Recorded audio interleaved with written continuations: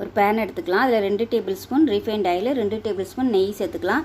இப்போ ரெண்டுமே நல்லா சூடானதும் 15 முந்திரி பருப்பு வந்து நல்லா பொன்னிறமாக வறுத்து தனியாக எடுத்து வச்சுக்கலாம். அதே கடாயில் 1 டம்ளர் அளவுக்கு ரவை வந்து சேர்த்துக்கலாம். சேர்த்து நல்லா வறுக்கணும். பொன்னிறமாக வறுத்துட்டு 1 டம்ளர் ரவைக்கு 4 டம்ளர் கொதிக்கிற தண்ணியை ஊற்றி நல்லா கிளறிக்கலாம். கிளறிட்டு மூடி வச்சுருங்க. மூடிட்டு ரவை வந்து நல்லா வெந்துக்கிட்டு இருக்கணும். அந்த சமயத்தில் ஒரு சிட்டிகை ஏலக்காய் தூளும் கொஞ்சம் உப்பும் சேர்த்து நல்லா ரவையை வந்து வேக விட்டுக்கலாம். ரவை வந்து தண்ணியெல்லாம் நல்லா வற்றி வெந்ததுக்கப்புறமா 1 டம்ளர் அளவுக்கு சர்க்கரை சேர்த்துக்கலாம். பொடி சர்க்கரை.